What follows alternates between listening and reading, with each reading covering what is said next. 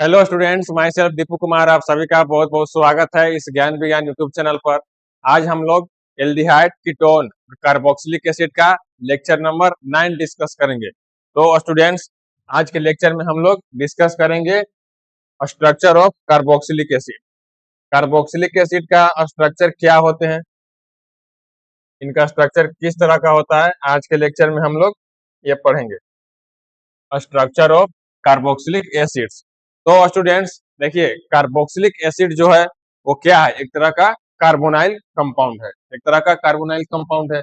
Carbonyl compound में क्या होते हैं, एक कार्बन और ऑक्सीजन के बीच में डबल बॉन्ड होते हैं। तो इसी तरह के स्ट्रक्चर इसमें भी पाए जाते हैं। ये आप लोग देख रहे हैं, ये क्या है, कार्बोक्सिलिक एसिड का स्ट्रक्चर है। तो यहाँ पर एक कार्बोनाइल ग्रुप रहेंगे, जो कार्बन रहेंगे और ऑक्सीजन के बीच में डबल बॉन्ड है। ये आप लोग कार्बोनाइल ग्रुप देख रहे हैं।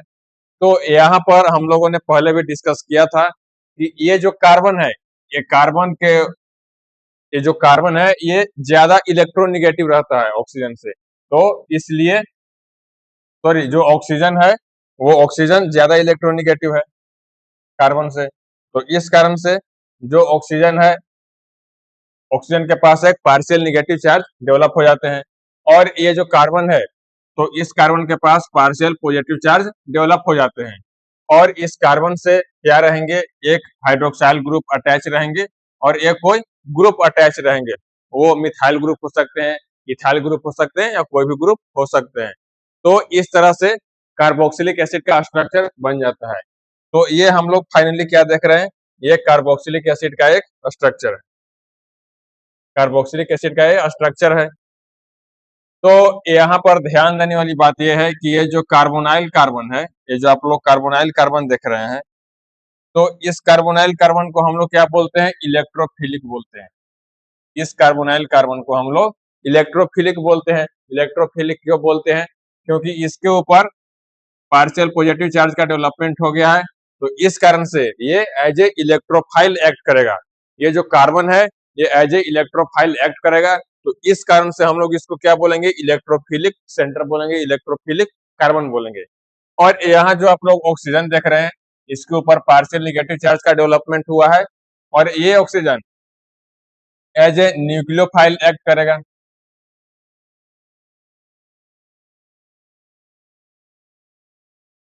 ये जो ऑक्सीजन है ये न्यूक्लियोफाइल की तरह से एक्ट करेगा। तो इस कारण से इस ऑक्सीजन को हम लोग क्या बोलेंगे, nucleophilic.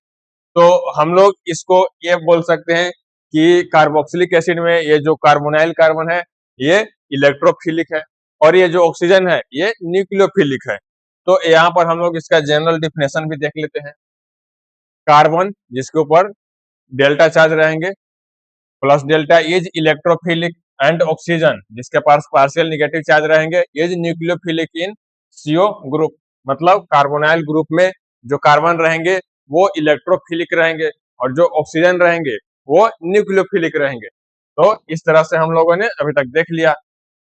But here carboxylic acids carbon is less electrophilic than aldehyde. और यहाँ पर एक एडिशनल पॉइंट ये है कि जो कार्बोक्सिलिक एसिड में जो कार्बन है, तो ये क्या है, ये लेस इलेक्ट्रोफिलिक है, ये लेस इलेक्ट्रोफिलिक है। और जो एल्डिहाइड में कार्बन रहते हैं वो मोर इलेक्ट्रोफिलिक रहते हैं। इस बात को आप लोग ध्यान रखेंगे। ऐसा क्यों होता है, इसका रीजन क्या है, इसका रीजन ये है, since hydroxyl group is adjacent to the electrophilic carbon there is a possibility of resonance. जैसे देखिए एल्डिहाइड में कैसे रहेंगे, तो यहाँ हम लोग क्या देख रहे हैं कि जो OH ग्रुप रहेंगे, जो हाइड्रोक्साइल ग्रुप रहेंगे, तो हाइड्रोक्साइल ग्रुप क्या है, तो हाइड्रोक्साइल ग्रुप एक इलेक्ट्रोफिलिक जो कार्बन से वो डायरेक्टली अटैच है, मतलब एडजेसेंट पॉइंट पे है। यहाँ आप लोग क्या देख रहे हैं कि ये जो इलेक्ट्रोफिलिक कार्बन है, ये जो इलेक्ट्रोफिलिक कार्बन है, तो इसके एडजेसेंट पॉइंट पे क्या है, हाइड्रोक्साइल ग्रुप, इसके एडजेसेंट पॉइंट पे हाइड्रोक्साइल ग्रुप है। तो इस कारण से क्या होते हैं, तो यहाँ आप लोग देख रहे हैं कि double bond, single bond, lone pair, और यहाँ पर ये रेजोनेंस हो जाते हैं, इनका ये रेजोनेटिंग स्ट्रक्चर हो जाता है। इस तरह से रेजोनेंस करने लगते हैं। तो इस कारण से क्या होते हैं कि ये लेस इलेक्ट्रोफिलिक हो जाते हैं। There is a conjugation between a double bond and lone pair on oxygen atom. तो यहाँ पर क्या होते हैं, यहाँ पर कंजुगेशन होने लगते हैं। कैसे होंगे, डबल बॉन्ड, सिंगल बॉन्ड, यहाँ लोन पेयर आ गया, तो इस तरह से यहाँ पर कंजुगेशन होने लगते हैं। यहाँ भी हम लोग क्या देख रहे हैं कि डबल बॉन्ड और लोन पेयर है, तो यहाँ भी कंजुगेशन होने लगते हैं और इस कारण से यहाँ पर रेजोनेटिंग स्ट्रक्चर बन जाते हैं। Oxygen give its lone pair and hence stabilises the electrophilic carbon of carboxyl group. यहाँ से अपना लोन पेयर डोनेट करता है और डबल बॉन्ड में रेजोनेटिंग स्ट्रक्चर में पार्टिसिपेट कर लेता है, तो इस कारण से लेस इलेक्ट्रोफिलिक हो जाते हैं। तो इन सारे पॉइंट्स को आप लोग नोट कर लेंगे, इनको आप लोग एग्जाम में एज ए डिफिनेशन भी आप लोग लिख सकते हैं और आप लोग अच्छे मार्क्स गेन कर पाएंगे। इसके बाद हम लोग कुछ इंपॉर्टेंट पॉइंट्स भी डिस्कस करेंगे। वो इम्पोर्टेंट पॉइंट क्या है, वो इम्पोर्टेंट पॉइंट है कि हम लोग कुछ कंपैरिजन करेंगे। Let's compare the reactivity between derivatives of carboxylic acid. Carboxylic acid के कुछ डेरिवेटिव होते हैं, उनके हम लोग रिएक्टिविटी के बीच में कंपेयर करेंगे। जैसे देखिए, असाइल हाइलाइड जो होते हैं, असाइल हाइलाइड का रिएक्टिविटी सबसे ज्यादा होता है, इस बात को आप लोग नोट कर लेंगे। और इससे कम क्या होता है, तो इससे कम होंगे एसिड एनहाइड्राइड। और इससे के बाद में क्या आते हैं, तो एस्टर आते हैं और सबसे कम होते हैं एसिड। मतलब आप लोग इन सारे पॉइंट को इस तरह से मेमोराइज कर सकते हैं कि सबसे पहले तो आप लोग को यह ध्यान देना है कि ये सारे क्या है, ये सारे कार्बोक्सिलिक एसिड के डेरिवेटिव्स है। ये सारे जो आप लोग कंपाउंड देख रहे हैं, ये सारे कार्बोक्सिलिक एसिड के डेरिवेटिव्स है और इनके जो रिएक्टिविटी का ऑर्डर है वो क्या होते हैं, ये सब डेरिवेटिव किस तरह से रिएक्शन में पार्टिसिपेट करते हैं और कितना रिएक्टिव है, तो उनका ऑर्डर इस प्रकार है कि सबसे ज्यादा रिएक्टिव होंगे असाइल हैलाइड। इस बात को आप लोग ध्यान रखेंगे कि असाइल हैलाइड का रिएक्टिविटी सबसे ज्यादा होता है और इनसे कम होंगे एसिड एनहाइड्राइड, ये कम रिएक्टिव होते हैं। और इससे भी कम होंगे एस्टर, एस्टर इससे भी कम रिएक्टिव होते हैं। और सबसे कम रिएक्टिव होंगे एसिड, सबसे कम एसिड रिएक्टिव होते हैं। तो ये है कार्बोक्सिलिक एसिड के डेरिवेटिव्स का रिएक्टिविटी का ऑर्डर है, इनको भी आप लोग नोट कर लेंगे, ये भी काफी हेल्पफुल रहेंगे आप लोग के लिए। अब इसके बाद हम लोग कार्बोक्सिलिक एसिड के प्रिपरेशन के मेथड को पढ़ेंगे कि कार्बोक्सिलिक एसिड को हम लोग कैसे प्रिपेयर करते हैं।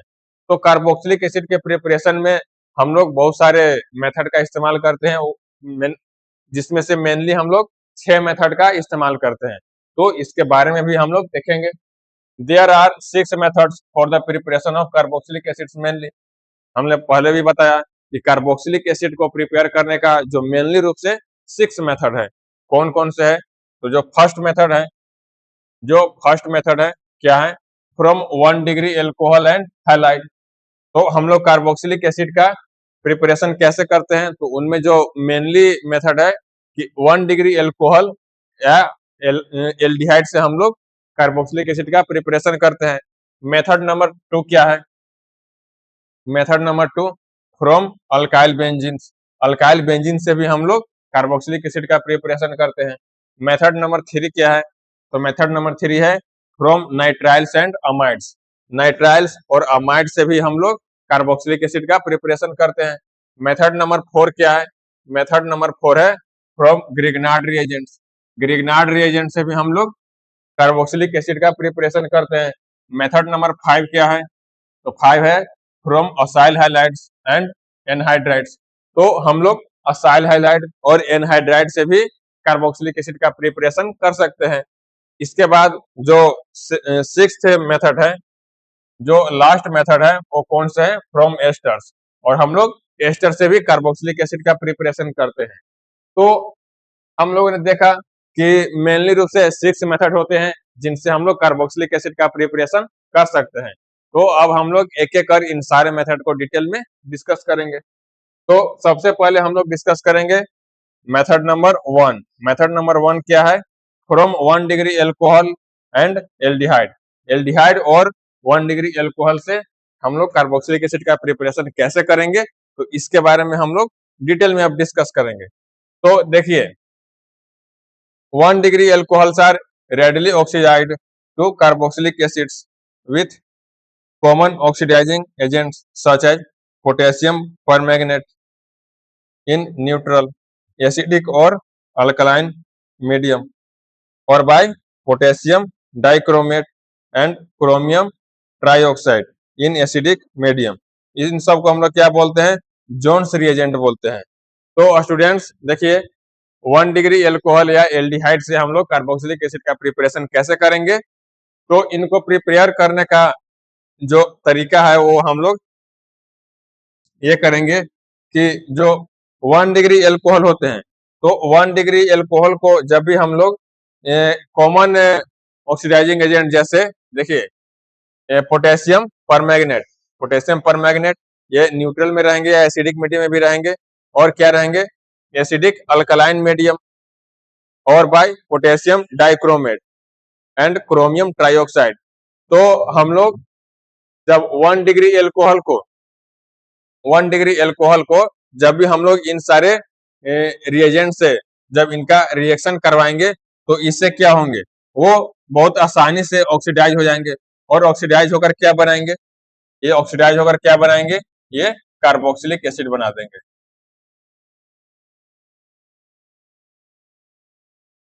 ये कार्बोक्सिलिक एसिड बना देंगे। तो हमने क्या देखा कि जो 1 डिग्री एल्कोहल है, उनको रिएजेंट के प्रेजेंस में हम लोग अगर ऑक्सीडाइजिंग एजेंट से हम लोग उनका ऑक्सीडेशन करवाएंगे, तो कौन से रहेंगे? पोटेशियम परमैंगनेट रहेंगे, और क्या रह सकते हैं? पोटेशियम डाइक्रोमेट रहेंगे, और क्रोमियम ट्राइऑक्साइड रहेंगे। तो इन सब से हम लोग जब भी 1 डिग्री एल्कोहल का रिएक्शन करवाएंगे, तो उससे हम लोग को कार्बोक्सिलिक एसिड मिलते हैं। तो ये है इनका मेथड प्रिपरेशन करने का। इसको हम लोग फ्लो चार्ट के थ्रू भी देखेंगे। देखिए 1 डिग्री ये एल्कोहल है, 1 डिग्री एल्कोहल को हम लोग एसिड या अल्कलाइन न्यूट्रल KMnO4 से जब भी हम लोग इसका रिएक्शन करवाएंगे, तो हम लोग को क्या मिलेंगे? हम लोग को कार्बोक्सिलिक एसिड मिलेंगे। तो हम लोगों ने देखा कि 1 डिग्री एल्कोहल से कार्बोक्सिलिक एसिड कैसे बनाएंगे, तो ये हो गए फर्स्ट मेथड। सेकेंड मेथड क्या है? तो 1 डिग्री एल्कोहल को हम लोग K2Cr2O7 से जब भी हम लोग इसका रिएक्शन करवाएंगे, तो इससे भी हम लोग को क्या मिलेंगे? इससे भी हम लोग को कार्बोक्सिलिक एसिड मिल जाते हैं। जो थर्ड मेथड है वो क्या है? CrO3H2SO4 से जब भी हम लोग 1 डिग्री एल्कोहल का रिएक्शन करवाएंगे, तो ये ऑक्सीडाइज होकर क्या बना देंगे? ऑक्सीडाइज होकर ये कार्बोक्सिलिक एसिड बना देंगे। तो हम लोगों ने देखा कि 1 डिग्री एल्कोहल से हम लोग कार्बोक्सिलिक एसिड का प्रिपरेशन कैसे करते हैं। तो हम लोग इस तरह से करते हैं। इस सारे पॉइंट्स को आप लोग अच्छी तरह से नोट कर लेंगे, क्योंकि यह बहुत ही इंपॉर्टेंट पॉइंट है, और इससे रिलेटेड क्वेश्चन एग्जाम में फ्रीक्वेंटली पूछे जाते हैं। तो इन सारे पॉइंट को आप लोग अच्छी तरह से नोट कर लेंगे। इसके बाद हम लोग नेक्स्ट पॉइंट डिस्कस करेंगे। नेक्स्ट क्या है? तो इसको हम लोग एग्जाम्पल के थ्रू समझेंगे। जैसे देखिए, हम लोग पहले एसिडिक अल्कलाइन या न्यूट्रल KMnO4 लेंगे, और इसको हम लोग क्या कराएंगे? सॉरी, पहले तो हम लोग एल्कोहल लेंगे। हम लोग को तो एल्कोहल से बनाना है। सबसे पहले हम लोग एल्कोहल लेंगे, CH3CH2OH। हम लोग पहले एल्कोहल लेंगे, और एल्कोहल का ट्रीटमेंट हम लोग कैसे कराएंगे? तो एल्कोहल का सबसे पहले हम लोग ट्रीटमेंट कराएंगे एसिडिक या अल्कलाइन या न्यूट्रल KMnO4 से। तो इससे हम लोग को क्या मिलेंगे? इससे हम लोग को कार्बोक्सिलिक एसिड मिल जाएंगे। इससे हम लोग को कार्बोक्सिलिक एसिड मिल गए। यहाँ आप लोग देख रहे हैं CH3COOH, हम लोग को कार्बोक्सिलिक एसिड मिल गए। तो ये हो गए मेथड नंबर 1, मतलब यहाँ पर हम लोग फर्स्ट रिएजेंट का इस्तेमाल किए।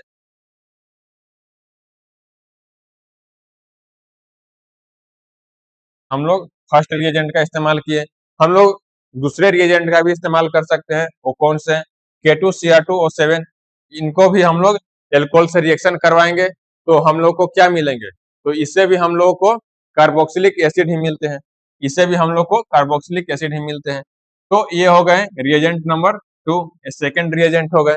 और हम लोग थर्ड रिएजेंट का भी इस्तेमाल करके देखेंगे। जो थर्ड रिएजेंट है, तो हम लोग एल्कोहल का ट्रीटमेंट कराएंगे CrO3H2SO4 से। तो इससे भी हम लोग को फाइनली क्या मिलेंगे? इससे भी हम लोग को कार्बोक्सिलिक एसिड ही मिल जाएंगे।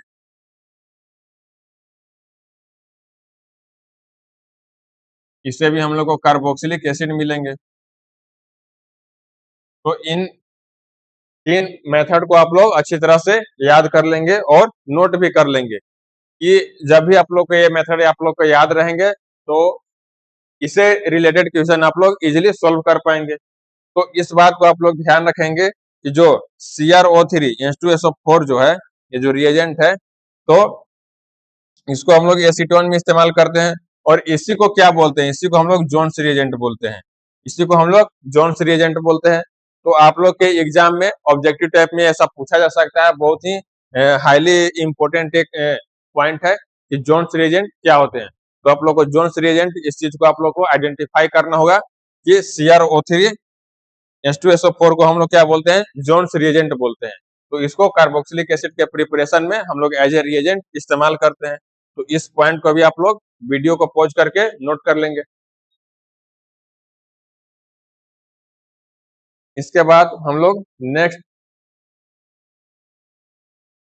जो मेथड है, हम लोग एल्कोहल से तो कार्बोक्सिलिक एसिड का प्रिपरेशन कर लिए, अब हम लोग एल्डिहाइड से करेंगे।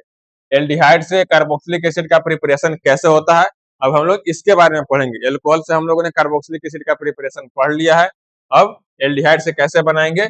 तो देखिए, oxidation of aldehyde produces carboxylic acid, ये तो सीधी सी बात है कि जब भी एल्डिहाइड का हम लोग ऑक्सीडेशन करवाएंगे तो उससे हम लोग को क्या मिलेंगे, कार्बोक्सिलिक एसिड मिलेंगे।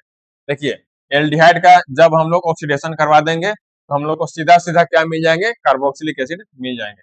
हम लोग को सीधा सीधा हम लोग को कार्बोक्सिलिक एसिड मिल जाएंगे।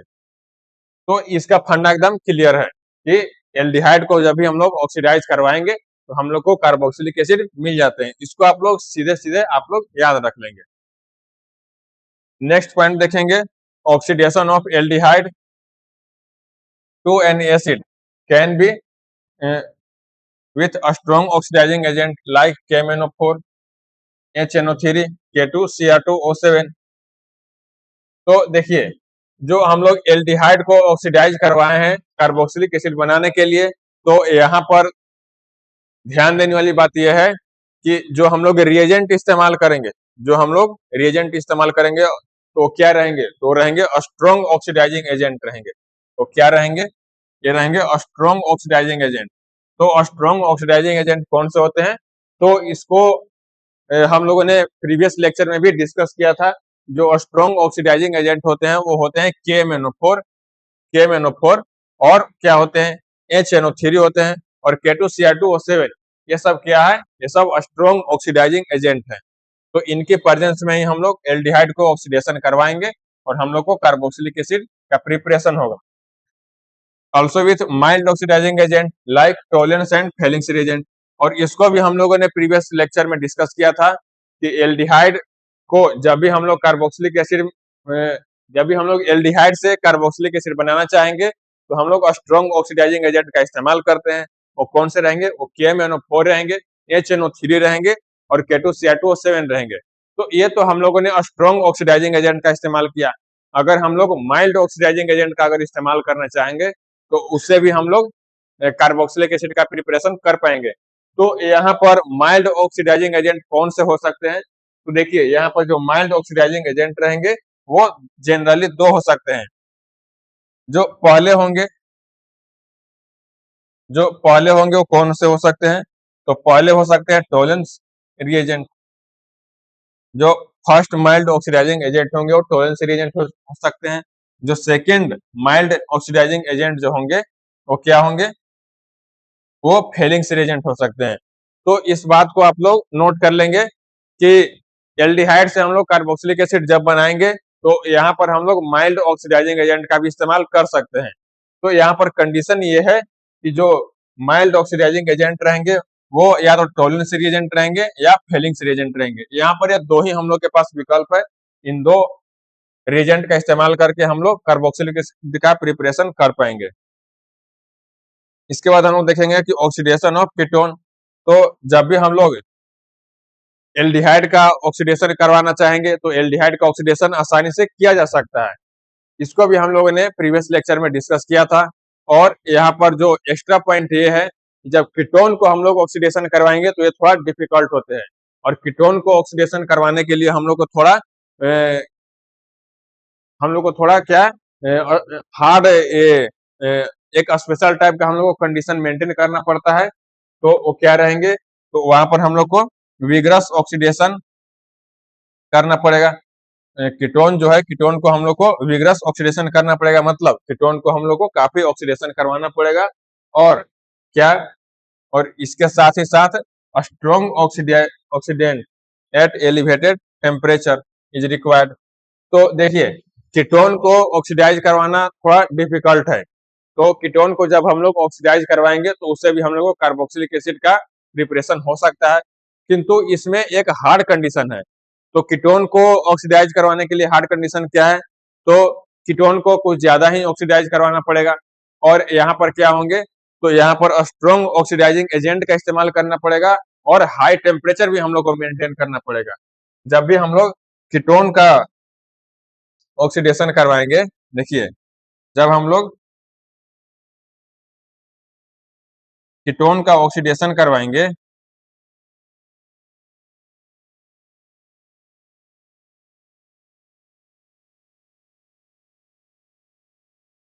जब कीटोन का हम लोग ऑक्सीडेशन करवाएंगे तो इसके लिए कुछ टफ कंडीशन है। टफ कंडीशन कौन कौन से है, तो हम लोग को स्ट्रॉन्ग ऑक्सीडाइजिंग एजेंट इस्तेमाल करना पड़ेगा।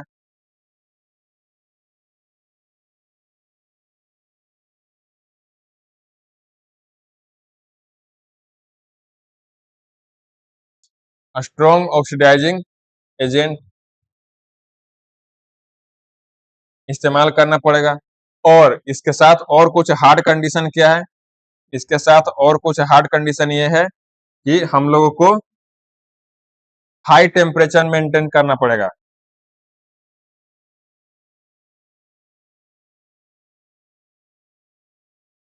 हम लोग को हाई टेम्परेचर भी मेंटेन करना पड़ेगा।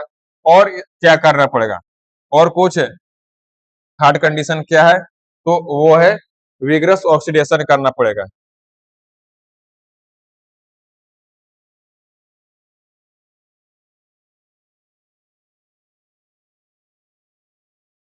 हम लोग को विग्रस ऑक्सीडेशन करना पड़ेगा। तो इन सारे जब भी कंडीशन को हम लोग फुलफिल कर पाएंगे तो हम लोग कीटोन को ऑक्सीडाइज करवा पाएंगे। और जब कीटोन को ऑक्सीडाइज करवा देंगे तो हम लोग को फाइनली क्या मिलेंगे, तो कार्बोक्सिलिक एसिड मिल जाएंगे। जैसे देखिए, ये कीटोन है और इस कीटोन को हम लोग ऑक्सीडाइज करवाएं तो हम लोग को फाइनली कार्बोक्सिलिक एसिड मिल गए।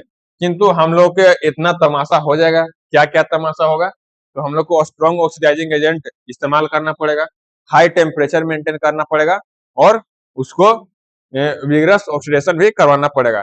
तो इस तरह से हम लोग कीटोन से भी कार्बोक्सिलिक एसिड का प्रिपरेशन कर सकते हैं। तो इन सारे पॉइंट्स को आप लोग वीडियो को पॉज कर नोट कर लेंगे।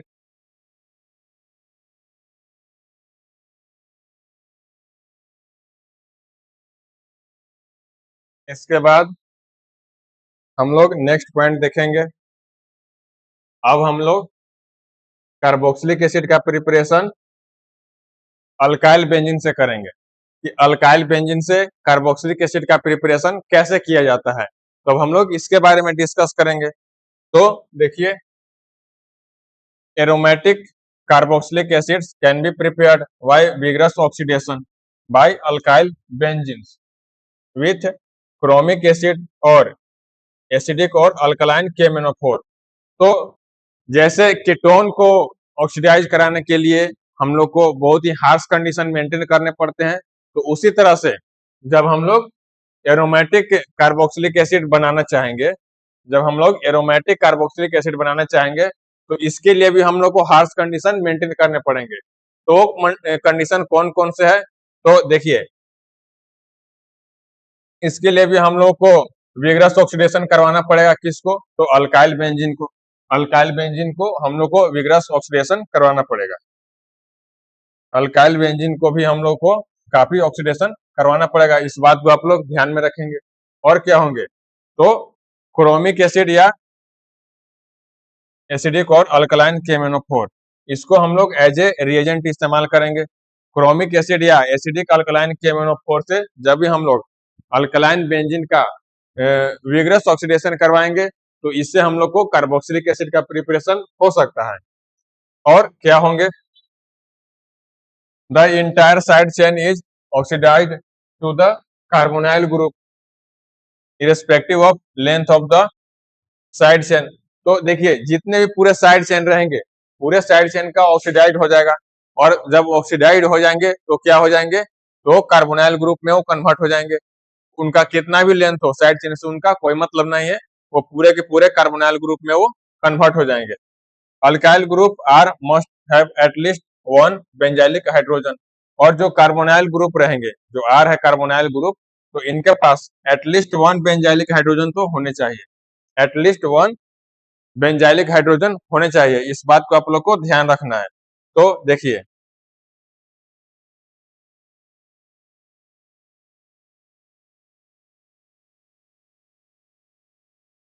हम लोग अल्काइल बेंजीन का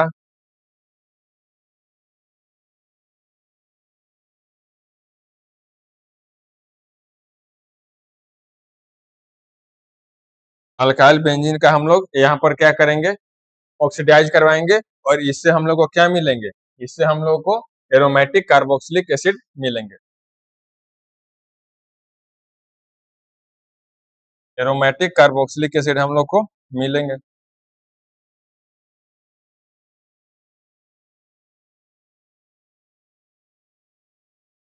इससे हम लोग को एरोमेटिक कार्बोक्सिलिक एसिड मिलेंगे।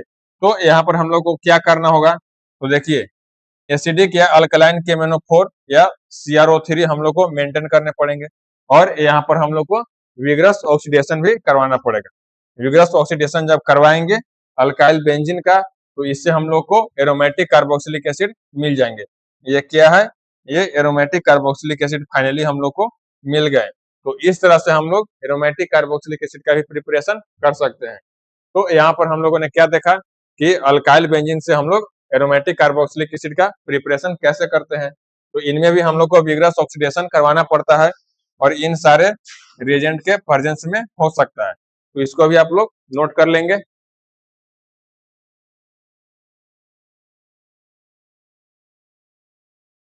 इसके बाद हम लोग एग्जाम्पल कुछ देखेंगे। जैसे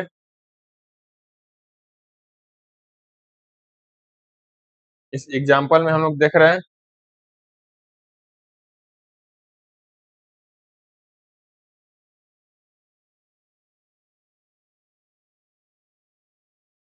कि अल्काइल बेंजीन, यहाँ पर अल्काइल बेंजीन है,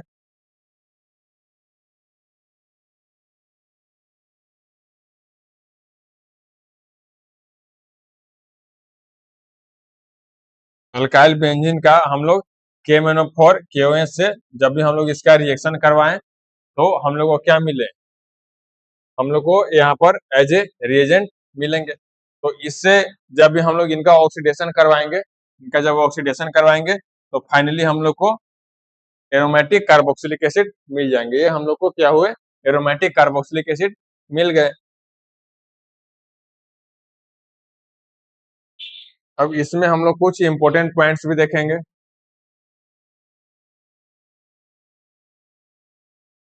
Primary and secondary alkyl groups are oxidized in this manner, while a tertiary group or any alkyl group with no benzylic hydrogen is present on benzene ring, then it will not undergo vigorous oxidation in presence of KMnO4। तो देखिए जब भी हम लोग alkyl benzene से aromatic carboxylic acid बनाना चाहेंगे, तो वहां पर जो इम्पोर्टेंट कंडीशन क्या है, तो इम्पोर्टेंट कंडीशन ये है कि बेंजाइलिक हाइड्रोजन होने चाहिए, बेंजाइलिक हाइड्रोजन होने चाहिए। तो ये हम लोग अल्काइल बेंजीन किस तरह के इस्तेमाल कर सकते हैं, तो अल्काइल बेंजीन जब भी हम लोग इस्तेमाल करेंगे तो अल्काइल बेंजीन यहाँ पर 1 डिग्री हो सकते हैं या 2 डिग्री हो सकते हैं। जो अल्काइल बेंजीन होंगे, जो अल्काइल बेंजीन होंगे वो यहाँ पर दो तरह के हो सकते हैं। फर्स्ट तरीका क्या हो सकता है, 1 डिग्री अल्काइल ग्रुप रहेंगे,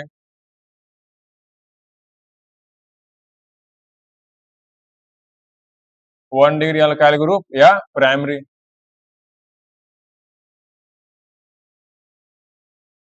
1 डिग्री अल्काइल ग्रुप या प्राइमरी अल्काइल ग्रुप हो सकते हैं। और जो दूसरे हम लोग ले सकते हैं तो दूसरे कौन से अल्काइल बेंजीन ले सकते हैं? जो दूसरे हम लोग ले सकते हैं वो 2 डिग्री अल्काइल ग्रुप रहेंगे।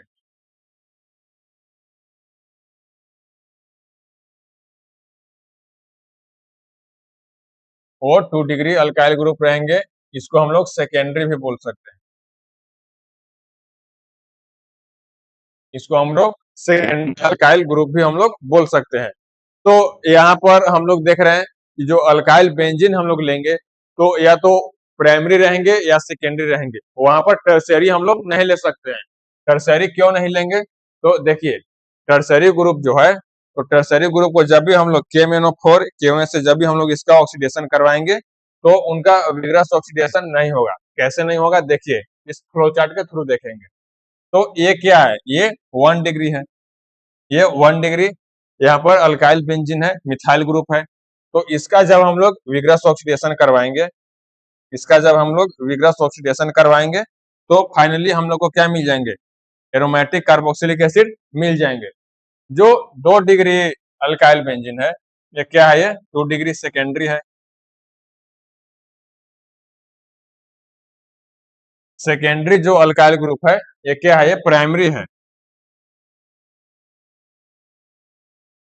ये प्राइमरी अल्काइल ग्रुप है, सेकेंडरी अल्काइल ग्रुप है। तो यहाँ पर हम लोग देख रहे हैं कि इसका जब हम लोग विग्रस ऑक्सीडेशन करवाएंगे तो इससे भी हम लोग को एरोमेटिक कार्बोक्सिलिक एसिड मिल जाएंगे। और ये क्या है? ये टर्शियरी है, ये टर्शियरी अल्काइल ग्रुप है। यहाँ पर हम लोग क्या देख रहे हैं? ये 3 डिग्री है, तो इसका जब हम लोग विग्रस ऑक्सीडेशन करवाएंगे तो इससे कुछ नहीं होगा, इससे कुछ नहीं होगा, तो ये बेकार हो जाएगा। इससे कुछ नहीं होगा तो ये पूरा बेकार हो जाएगा। तो इसलिए जब भी हम लोग अल्काइल बेंजीन से कार्बोक्सिलिक एसिड का प्रिपरेशन करना चाहेंगे तो हम लोग सिर्फ 1 डिग्री और 2 डिग्री ही इस्तेमाल कर सकते हैं, हम लोग 3 डिग्री का इस्तेमाल नहीं कर सकते हैं। और इस बात को ध्यान रखना है कि वो KMnO4 KOH के प्रेजेंस में ये रिएक्शन प्रोसीड होंगे। तो इस सारे पॉइंट को आप लोग अच्छी तरह से नोट कर लेंगे।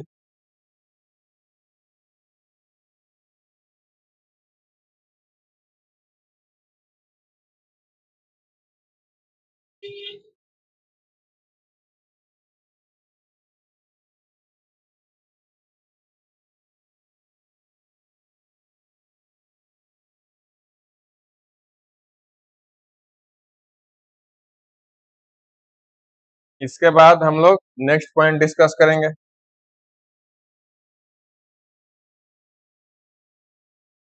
अब हम लोग कार्बोक्सिलिक एसिड का प्रिपरेशन कैसे करेंगे? तो सुटेबली सब्स्टिट्यूटेड अल्किन्स, हम लोग सुटेबली सब्स्टिट्यूटेड अल्किन से भी कार्बोक्सिलिक एसिड का प्रिपरेशन कर सकते हैं। तो हम लोग कैसे करेंगे? हम लोग अल्किन से कार्बोक्सिलिक एसिड का प्रिपरेशन कैसे करेंगे? तो देखिए, suitably substituted alkenes are also oxidized to carboxylic acids with these oxidizing reagent। कुछ स्पेशल ऑक्सीडाइजिंग रिएजेंट है जिसकी हेल्प से हम लोग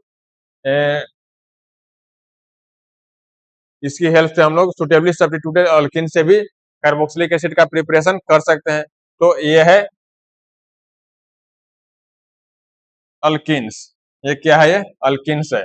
और अल्किन से हम लोग कार्बोक्सिलिक एसिड का प्रिपरेशन कर सकते हैं। तो कैसे करेंगे? तो हम लोग KMnO4 रिएजेंट इस्तेमाल करेंगे और H3O प्लस के प्रेजेंस में हम लोग इसको हिट देंगे। तो इस तरह से हम लोग कार्बोक्सिलिक एसिड का इस्तेमाल कार्बोक्सिलिक एसिड का प्रिपरेशन कर सकते हैं।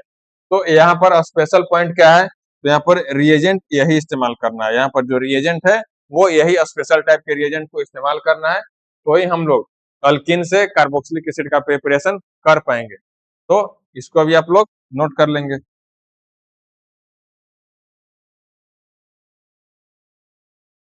इसके बाद जो नेक्स्ट मेथड है, वो नेक्स्ट मेथड क्या है? तो नेक्स्ट मेथड है कि कार्बोक्सिलिक एसिड का प्रिपरेशन हम लोग नाइट्राइल से कैसे करेंगे और अमाइड से कैसे करेंगे। अब हम लोग नाइट्राइल और अमाइड से कार्बोक्सिलिक एसिड का प्रिपरेशन करेंगे। इसमें अब हम लोग देखेंगे कि नाइट्राइल और अमाइड से कार्बोक्सिलिक एसिड का प्रिपरेशन कैसे करते हैं। तो देखिए, nitriles are hydrolysed to amides. Nitriles को जब भी हम लोग हाइड्रोलाइड करेंगे तो क्या बनेंगे? वो अमाइड बनते हैं। और जब अमाइड बनेंगे और and then to acids in the presence of H plus और OH माइनस एज कैटलिस्ट। और इस समय जब कैटलिस्ट प्रेजेंट रहेंगे H प्लस और OH माइनस, तो क्या हो जाएंगे, वो एसिड में भी कन्वर्ट हो जाते हैं।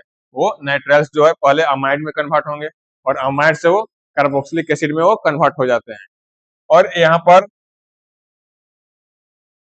Mild reaction conditions are used to stop the reaction at the amide stage. और जब भी हम लोग इस रिएक्शन को अमाइड स्टेज तक ही स्टॉप करना चाहेंगे, तो यहाँ पर हम लोग को क्या करना पड़ेगा, तो यहाँ पर हम लोग को माइल्ड रिएक्शन कंडीशन मेंटेन करना पड़ेगा। जब माइल्ड रिएक्शन कंडीशन मेंटेन रहेंगे तो नाइट्राइल से अमाइड बनेंगे और अमाइड तक ही रिएक्शन स्टॉप हो जाएंगे। अमाइड से वो फर्दर कार्बोक्सिलिक एसिड नहीं बन पाएंगे। तो इस पॉइंट को भी आप लोग नोट कर लेंगे। और रिएजेंट जो इस्तेमाल होंगे, रिएजेंट कौन से होंगे, तो H प्लस O माइनस रहेंगे। वाटर के प्रेजेंस में हम लोग इसको हिट करेंगे। तो देखिए नाइट्राइल्स को हम लोग स्ट्रॉन्ग ऑक्सीडाइजिंग एजेंट से जब भी हम लोग इसका ऑक्सीडेशन करवाएंगे तो अमाइड बनेंगे और डायरेक्टली फिर क्या बन जाएंगे, वो एसिड बन जाएंगे, कार्बोक्सिलिक एसिड बन जाएंगे। किंतु यहाँ पर एक इम्पोर्टेंट पॉइंट ये है कि जब भी नाइट्राइल्स की हम लोग माइल्ड ऑक्सीडाइजिंग एजेंट से इसका रिएक्शन करवाएंगे, ये क्या है, ये माइल्ड ऑक्सीडाइजिंग एजेंट है, तो हम लोग को अमाइड मिलेंगे। और अमाइड को फर्दर हम लोग ऑक्सीडाइज करवाएंगे तो हम लोग को कार्बोक्सिलिक एसिड मिल जाएंगे। तो यहाँ पर हम लोग क्या देख रहे हैं कि ये 2 स्टेप में हो रहे हैं। मतलब पहले तो ये अमाइड बनेंगे और अमाइड के बाद क्या बनेंगे, अमाइड के बाद ये एसिड बनेंगे। और जब हम लोग स्ट्रॉन्ग ऑक्सीडाइजिंग एजेंट का इस्तेमाल करेंगे तो ये डायरेक्टली एसिड बन जाएंगे। तो ये है इस तरह के रिएक्शन नाइट्राइल से अमाइड, नाइट्राइल और अमाइड से हम लोग कार्बोक्सिलिक एसिड का प्रिपरेशन कैसे करते हैं, इसको हम लोग एग्जाम्पल के थ्रू समझेंगे।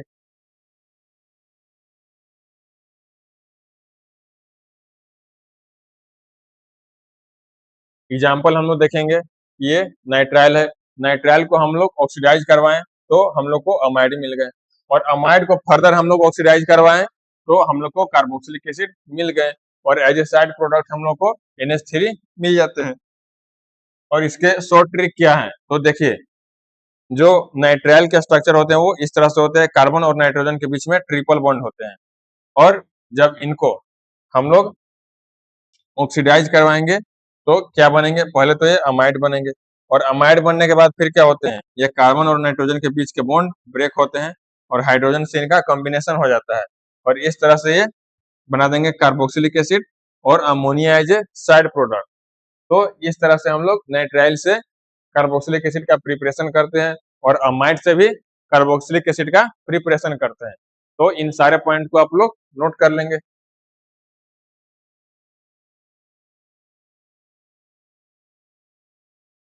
इसके बाद हम लोग नेक्स्ट पॉइंट डिस्कस करेंगे।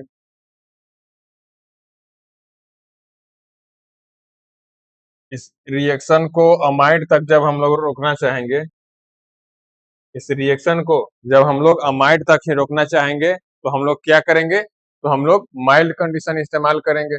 जब हम लोग माइल्ड माइल्ड कंडीशन इस्तेमाल करेंगे तो जो रिएक्शन है वो अमाइड स्टेज तक ही रुक जाएंगे, रिएक्शन जो है वो अमाइड स्टेज तक ही रुक जाएंगे। इस तरह से देखिए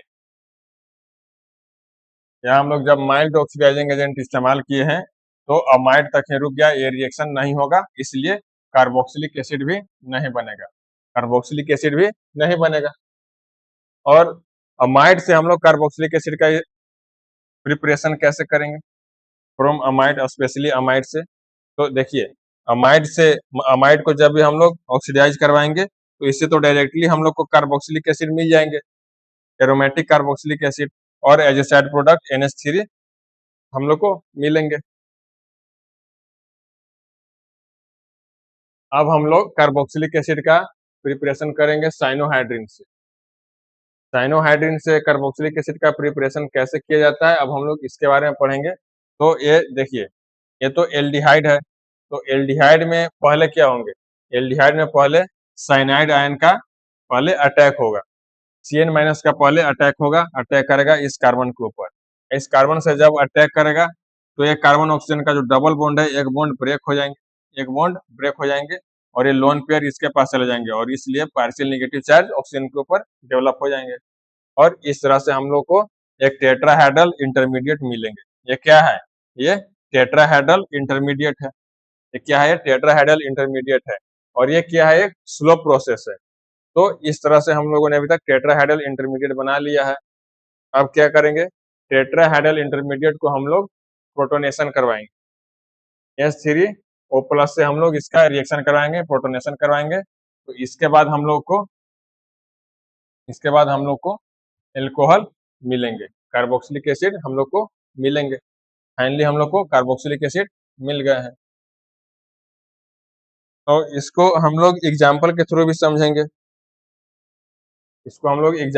भी समझेंगे। जैसे देखिए, इस एल्डिहाइड का हम लोग ऑक्सीडेशन करवाएं। तो क्या हुआ? हम लोग के पास साइनोहाइड्रिन बने और साइनोहाइड्रिन का जब हम लोग प्रोटोनेशन करवाएं तो हम लोग के पास कार्बोक्सिलिक एसिड का प्रिपरेशन हो गया है। हम लोग के पास कार्बोक्सिलिक एसिड मिल गए हैं। तो इस तरह से हम लोग साइनोहाइड्रिन से कार्बोक्सिलिक एसिड का प्रिपरेशन करते हैं। तो इसको भी आप लोग नोट कर लेंगे। इसके बाद हम लोग ग्रिग्नार्ड रिएजेंट से कार्बोक्सिलिक एसिड का प्रिपरेशन करेंगे। इसमें हम लोग ये समझेंगे कि ग्रिग्नार्ड रिएजेंट से कार्बोक्सिलिक एसिड का प्रिपरेशन कैसे होता है। तो देखिए, Grignard reagents react with carbon dioxide dry ice से, इसको हम लोग ड्राई आइस भी बोलते हैं, to form salts of carboxylic acid which in turn give corresponding carboxylic acid after acidification with mineral acid. तो देखिए, हम लोग ग्रिग्नार्ड रिएजेंट से कार्बोक्सिलिक एसिड का प्रिपरेशन कैसे करेंगे? तो सबसे पहले तो हम लोग क्या करेंगे कि ग्रिग्नार्ड रिएजेंट का हम लोग रिएक्शन करवाएंगे कार्बन डाइऑक्साइड से। ग्रिग्नार्ड रिएजेंट क्या है? RMgX से क्या है? ग्रिग्नार्ड रिएजेंट है। ग्रिग्नार्ड रिएजेंट का रिएक्शन हम लोग करवाएंगे ड्राई आइस, मतलब कार्बन डाइऑक्साइड से हम लोग इसका रिएक्शन करवाएंगे। तो हम लोगों ने अभी तक तो रिएक्शन करवा दिया। तो रिएक्शन कराने के बाद हम लोग को क्या मिलते हैं?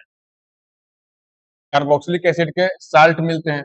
कार्बोक्सिलिक एसिड के हम लोग को साल्ट मिलेंगे और वो क्या करेंगे? वो फिर इनको हम लोग क्या करेंगे? ड्राई ईथर से जब हम लोग इसका रिएक्शन करवाएं तो हम लोग को साल्ट मिल गए और इसको हम लोग फर्दर क्या करेंगे? तो इसको हम लोग एसिडिफिकेशन करवाएंगे। तो हम लोग क्या करेंगे? एसिडिफिकेशन करवाएंगे मिनरल एसिड से और जब हम लोग इसका एसिडिफिकेशन करवाएंगे मिनरल एसिड से तो इसके बाद हम लोग को कार्बोक्सिलिक एसिड मिल जाएंगे इस तरह से। तो यहाँ पर हम लोगों ने क्या देखा कि ग्रिग्नार्ड रिएजेंट का सबसे पहले हम लोग कार्बन डाइऑक्साइड से इसका रिएक्शन करवाएंगे तो ये क्या होंगे? तो ये साल्ट बनाएंगे और इनका फर्दर हम लोग प्रोटोनेशन करवाएंगे। एसिडिफिकेशन में हम लोग प्रोटोनेशन करवाएंगे तो इससे हम लोग को क्या मिल जाएंगे? कार्बोक्सिलिक एसिड का फॉर्मेशन हो जाते हैं। तो यहाँ पर कुछ हाईली इंपोर्टेंट पॉइंट्स है जिसको आप लोग नोट कर लेंगे। इसके कुछ हाईली इंपोर्टेंट पॉइंट्स है जिसको आप लोग नोट कर लेंगे। Grignard reagent is formed from alkyl halide. Grignard reagent कैसे बनते हैं? तो इसको भी हम लोगों ने प्रीवियस लेक्चर में डिस्कस किया था कि अल्काइल हैलाइड से हम लोग ग्रिग्नार्ड रिएजेंट का फॉर्मेशन करते हैं। तो इन सब को नोट करते चलेंगे। इसके बाद आप लोग के प्रैक्टिस के लिए क्वेश्चन लाए हैं, इसको आप लोग एज ए होमवर्क प्रैक्टिस करेंगे और इनके जो भी आप लोग आंसर फाइंड करेंगे नीचे कमेंट सेक्शन में जरूर बताना है और इनके सॉल्यूशन का भी आप लोग हेल्प ले सकते हैं। और ये है नेक्स्ट क्वेश्चन, इसको भी आप लोग एज ए होमवर्क प्रैक्टिस करेंगे और इन सब के आंसर आप लोग को नीचे कमेंट सेक्शन में बताना है और आप लोग सॉल्यूशन का भी हेल्प ले सकते हैं। ये है नेक्स्ट क्वेश्चन, इसको भी आप लोग एज ए होमवर्क प्रैक्टिस करेंगे। इसको आप लोग नोट कर लेंगे और इन सब के आंसर आप लोग को नीचे कमेंट सेक्शन में बताना है। और इसके बाद हम लोग नेक्स्ट मेथड पढ़ेंगे, वो क्या है? जो नेक्स्ट मेथड है फ्रॉम असाइल हाइलाइड्स एंड एनहाइड्राइड्स। अब हम लोग असाइल हाइलाइड और एनहाइड्राइड से कार्बोक्सिलिक एसिड का प्रिपरेशन करेंगे। तो असाइल हाइलाइड और एनहाइड्राइड से कार्बोक्सिलिक एसिड का प्रिपरेशन कैसे होता है तो इसके बारे में अब हम लोग डिस्कस करेंगे। acid chlorides when hydrolyzed with water give carboxylic acids or more readily hydrolyzed with aqueous base to give carboxylate ions which on acidification provide corresponding carboxylic acid। तो देखिए सबसे पहले तो हम लोग एसिड क्लोराइड लेंगे और सबसे पहले हम लोग एसिड क्लोराइड लेंगे और एसिड क्लोराइड को हम लोग क्या कराएंगे, एसिड क्लोराइड को जब हम लोग हाइड्रोलाइड करवाएंगे वाटर से तो क्या होंगे, वो कार्बोक्सिलिक एसिड बन जाएंगे, वो सीधे कार्बोक्सिलिक एसिड बन जाएंगे। और क्या हो गया, वो कार्बोक्सिलिक एसिड बन जाएंगे और ये बहुत जल्दी बनते हैं। Hydrolysed with aqueous base to give carboxylate anions, और जब हम लोग एक्वस बेस से इसका हाइड्रोलाइड करवाएंगे तो वो क्या बनाएंगे, वो कार्बोक्सिलेट आयन बनाएंगे, वो कार्बोक्सिलेट बनाएंगे और इसका फर्दर हम लोग एसिडिफिकेशन करवाएंगे तो ये क्या बनाएंगे, ये फाइनली कार्बोक्सिलिक एसिड बना देंगे। कैसे होंगे, देखिए इसको हम लोग क्या किए, इसको हम लोग एक्वस बेस से हाइड्रोलाइड करवाएं, इसको हम लोग एक्वस बेस से हाइड्रोलाइड करवाएं तो इस तरह से हम लोग के पास कार्बोक्सिलिक एसिड का प्रिपरेशन हो गया है। और एनहाइड्राइड को क्या करेंगे, तो anhydrides on the other hand are hydrolysed to corresponding acids with water. और एनहाइड्राइड में तो बहुत ही आसान है, इसको जब भी हम लोग हाइड्रोलाइड करवा देंगे, इसको जब भी हम लोग हाइड्रोलाइड करवाएंगे तो ये डायरेक्टली कार्बोक्सिलिक एसिड बन जाएंगे, अपने कोरेस्पोंडिंग एसिड बन जाएंगे। तो यह है एसिड क्लोराइड और एसिड एनहाइड्राइड से कार्बोक्सिलिक एसिड प्रिपेयर करने का मेथड। तो इसको आप लोग नोट कर लेंगे, काफी इजी मेथड है, इनसे बहुत इजीली कार्बोक्सिलिक एसिड का प्रिपरेशन हो जाते हैं। इसके बाद हम लोग पढ़ेंगे एसिड क्लोराइड, एसिड क्लोराइड से कार्बोक्सिलिक एसिड का प्रिपरेशन कैसे करेंगे। तो एसिड क्लोराइड, तो पहले हम लोग एसिड क्लोराइड लेंगे, तो एसिड क्लोराइड से कार्बोक्सिलिक एसिड का प्रिपरेशन इस तरह से होते हैं। और इसमें हम लोग रिएजेंट इस्तेमाल क्या करेंगे, तो इसमें हम लोग बहुत ही सिंपल है, इसमें हम लोग वाटर का इस्तेमाल करेंगे। और देखिए एसिड क्लोराइड का जैसे ही हम लोग वाटर के प्रेजेंस में इनका क्लोरीन से रिएक्शन करवाएंगे, Cl माइनस मतलब क्लोरीन आयन से हम लोग इसका रिएक्शन करवाएंगे तो ये डायरेक्टली हम लोग को कार्बोक्सिलिक एसिड मिल जाएंगे। इस तरह से हम लोग को डायरेक्टली कार्बोक्सिलिक एसिड मिल गए। इसका शॉर्ट ट्रिक क्या है, इसका शॉर्ट ट्रिक क्या है, तो देखिए जब एसिड क्लोराइड को वाटर से रिएक्शन करवाएंगे तो ये क्या बना देंगे, HCl, ये मिनरल एसिड बनाकर बाहर निकल जाएंगे, HCl ये मिनरल एसिड बनाकर बाहर निकल जाएंगे। और इनको जब भी हम लोग प्रोटोनेट करवाएंगे, H3O+ से प्रोटोनेट करवाएंगे तो ये क्या हो जाएंगे, ये कार्बोक्सिलिक एसिड का प्रिपरेशन इस तरह से हो जाएगा। तो यहाँ हम लोगों ने एसिड क्लोराइड से कार्बोक्सिलिक एसिड का प्रिपरेशन भी कर लिया है, इसको आप लोग नोट कर लेंगे।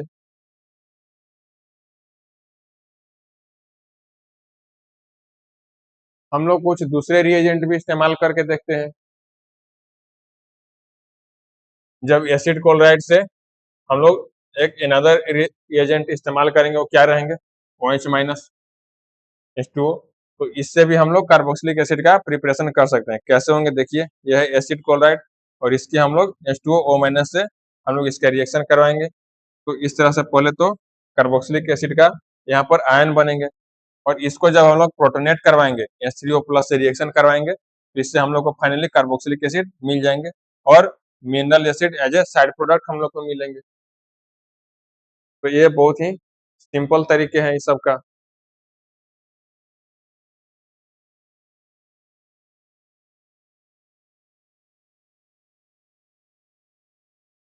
अब हम लोग मैकेनिज्म पढ़ेंगे, mechanism of hydrolysis of acid chloride. Acid chloride के जब हम लोग हाइड्रोलाइसिस करवाएंगे तो उनके मैकेनिज्म क्या है, तो इनके जो मैकेनिज्म है वो जनरली 2 स्टेप में होते हैं। तो स्टेप 1 में क्या होंगे, फर्स्ट स्टेप में क्या होंगे, तो स्टेप 1 में होंगे attack of the nucleophile, step 1 में क्या होंगे, अटैक ऑफ द न्यूक्लियोफाइल। और स्टेप 2 में क्या होंगे, removal of the leaving group. पहले पहले क्या होंगे, सबसे पहले तो होंगे न्यूक्लियोफाइल का अटैक होगा और उसके बाद क्या होंगे, लिविंग ग्रुप बाहर निकल जाएंगे, removal of the leaving group, leaving group बाहर निकल जाएंगे। तो इस तरह से हम लोग को कार्बोक्सिलिक एसिड मिल जाएंगे। तो देखिए स्टेप 1 को हम लोग सबसे पहले देखेंगे। इसमें क्या होंगे, अटैक ऑफ द न्यूक्लियोफाइल होंगे। वो कैसे होंगे, तो देखिए ये है एसिड क्लोराइड, एसिड क्लोराइड है, और इसको हम लोग हाइड्रोलाइसिस करवाएं। इसको हम लोग हाइड्रोलाइसिस करवाएं तो क्या हुए, ये न्यूक्लियोफाइल का अटैक हुआ। यहाँ पर न्यूक्लियोफाइल का अटैक हुआ। न्यूक्लियोफाइल का जब अटैक हुआ तो यहाँ हम लोग क्या देख रहे हैं, जब न्यूक्लियोफाइल का अटैक होगा तो ये कार्बन ऑक्सीजन का जो डबल बॉन्ड है, तो एक बॉन्ड तो ब्रेक होगा, एक बॉन्ड ब्रेक होगा, एक बॉन्ड ये ब्रेक होगा, और इनके इलेक्ट्रॉन इस ऑक्सीजन के ऊपर शिफ्ट हो जाएंगे, और इसके ऊपर आ जाएंगे माइनस चार्ज, इसके ऊपर आ जाएंगे माइनस चार्ज, और इस कार्बन के ऊपर आ जाएंगे प्लस चार्ज, इसके ऊपर प्लस चार्ज आएंगे। और उसके बाद क्या होंगे, ये वाटर का एडिशन होगा। ये ऑक्सीजन के पास जो लोन पेयर है, ये लोन पेयर इससे अट्रैक्ट होंगे, और यहाँ पर वाटर का एडिशन हो जाएगा। यहाँ पर वाटर का एडिशन हो जाएगा, यहाँ पर वाटर का एडिशन हो जाएगा। कैसे होगा, तो देखिए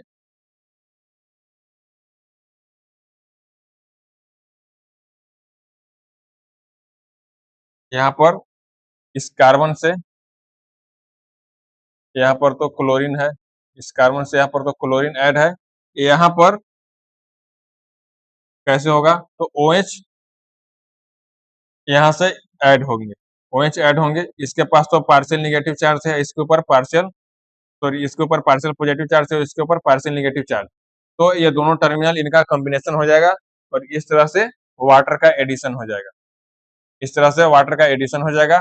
तो यहाँ पर क्या हुए, तो यहाँ पर ये न्यूक्लियोफाइल का अटैक हुआ है, यहाँ पर न्यूक्लियोफाइल का अटैक हुआ है। तो ये हो गए स्टेप 1। इसके बाद होंगे,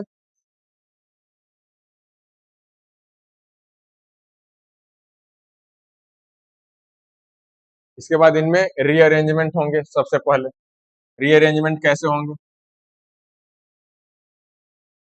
इनमें रीअरेंजमेंट कैसे होंगे, तो यहाँ पर जो वाटर का एडिशन हुआ था, यहाँ पर जो वाटर का एडिशन हुआ था, वाटर का एडिशन जब यहाँ पर हुआ था, तो कार्बन के ऊपर पार्शियल पॉजिटिव चार्ज है, कार्बन के ऊपर पॉजिटिव चार्ज है, तो वाटर ये इलेक्ट्रॉन शेयरिंग किया है, तो OH के ऊपर क्या होंगे, इनके ऊपर भी पार्शियल पॉजिटिव चार्ज का डेवलपमेंट हो जाएगा, पार्शियल पॉजिटिव चार्ज का डेवलपमेंट हो जाएगा।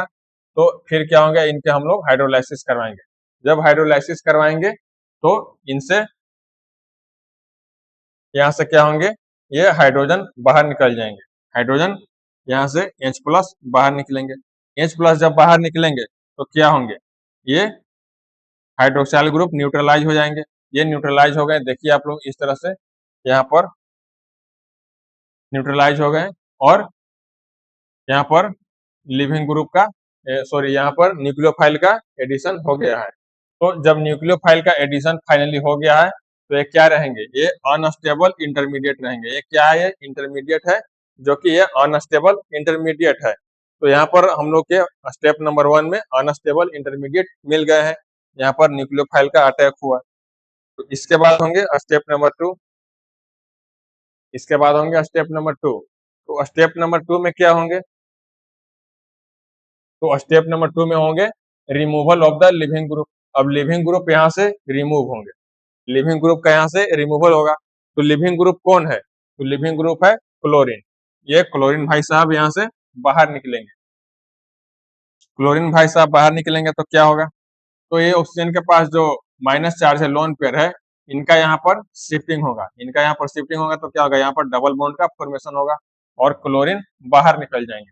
वो कैसे होंगे, तो देखिए जब ये इलेक्ट्रॉन लोन पेयर यहाँ पर शिफ्ट होंगे, तो ये डबल बॉन्ड का फॉर्मेशन यहाँ पर हो गया है, और क्लोरीन यहाँ से इस तरह से बाहर निकल गए, क्लोरीन यहाँ से इस तरह से बाहर निकल गए। तो देखिए हम लोग को क्या मिल गए, हम लोग को कार्बोक्सिलिक एसिड मिल गए। ये क्या है, हम लोग के पास कार्बोक्सिलिक एसिड का प्रिपरेशन हो गया है।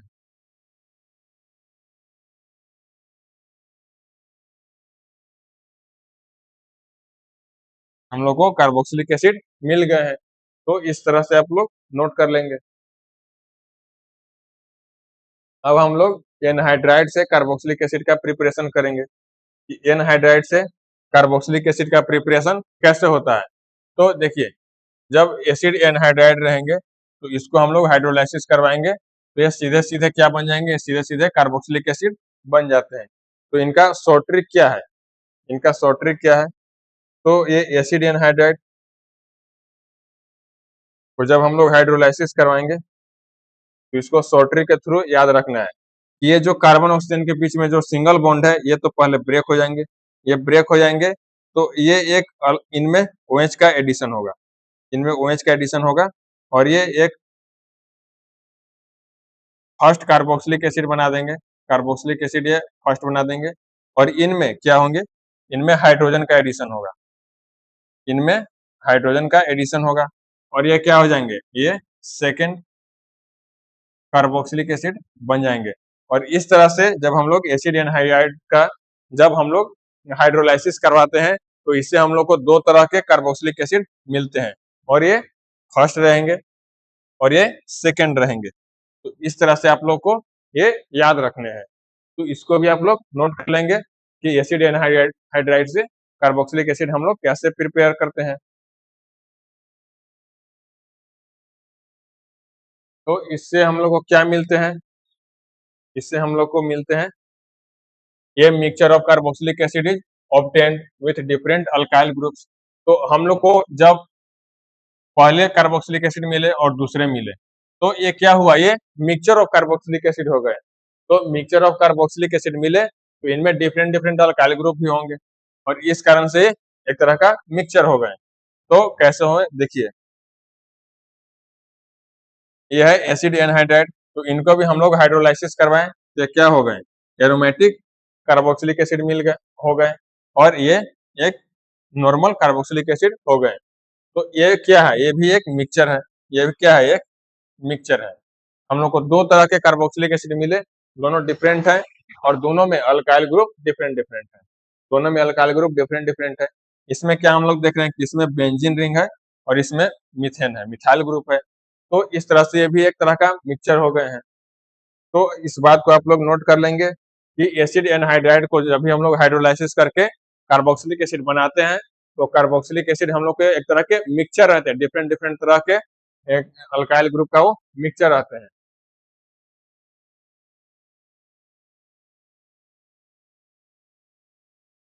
जब एरोमेटिक कार्बोक्सिलिक एसिड को हम लोग को याद करने होंगे तो उसके बारे में कुछ ट्रिक भी देख लेते हैं, तो कैसे याद रखेंगे। तो जब एसिड एनहाइड्राइड रहेंगे तो इसको हम लोग हाइड्रोलाइसिस कराएंगे तो ये तो आप लोग समझ गए हैं कि हम लोग को mixture of carboxylic acid obtain होते हैं और जब mixture of carboxylic acid obtain होते हैं तो इसको याद करने के ट्रिक कौन से हैं,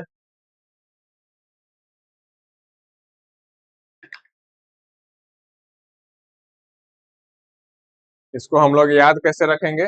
तो देखिए, ये कार्बन ऑक्सीजन के बीच के जो बॉन्ड है, ये जो बॉन्ड है, ये बॉन्ड को हम लोग सबसे पहले ब्रेक कर देंगे और एक तरफ हम लोग हाइड्रोक्साइल ग्रुप ऐड करेंगे और एक तरफ हम लोग हाइड्रोजन को ऐड करेंगे और इस तरह से हम लोग को दो डिफरेंट तरह के कार्बोक्सिलिक एसिड मिलेंगे, दो डिफरेंट तरह के कार्बोक्सिलिक एसिड हम लोग को मिलेंगे, दो डिफरेंट तरह के हम लोग को कार्बोक्सिलिक एसिड का मिक्सचर मिलेंगे। वो कैसे होते हैं, तो देखिए, एक मिल गए हम लोग को एरोमेटिक कार्बोक्सिलिक एसिड, ये क्या है,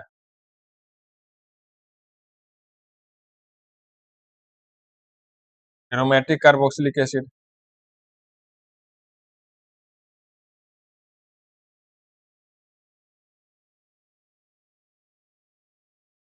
हम लोग को एरोमेटिक कार्बोक्सिलिक एसिड मिल गए और यह है फर्स्ट, और फिर हम लोग को सेकेंड कार्बोक्सिलिक एसिड मिल गए और इस तरह से क्या हो गए, एक तरह से हम लोग को कार्बोक्सिलिक एसिड के मिक्सचर मिल गए जिनमें दो डिफरेंट मिथाइल ग्रुप अटैच हुए हैं। तो इनको याद करने के ट्रिक यही है, इस ट्रिक को आप लोग नोट कर लेंगे कि कार्बन ऑक्सीजन के बीच के जो सिंगल बॉन्ड रहेंगे उसको ब्रेक कर देंगे और एक तरफ हम लोग हाइड्रोक्साइल ग्रुप ऐड करेंगे और एक तरफ हम लोग हाइड्रोजन को ऐड करेंगे। तो यही इनको याद करने के शॉर्ट ट्रिक है, तो इनको आप लोग नोट कर लेंगे, ये भी इम्पोर्टेंट कंसेप्ट है। तो स्टूडेंट्स आज के लेक्चर में हम लोग इतना ही पढ़ेंगे। इसके नेक्स्ट के जो टॉपिक है उसको हम लोग नेक्स्ट लेक्चर में कवर करेंगे। फिर मिलेंगे अगले लेक्चर में। आप लोग पढ़ाई करते रहें, नोट मेकिंग भी करते रहें और रेगुलर बेसिस पे रिवाइज भी करते रहें।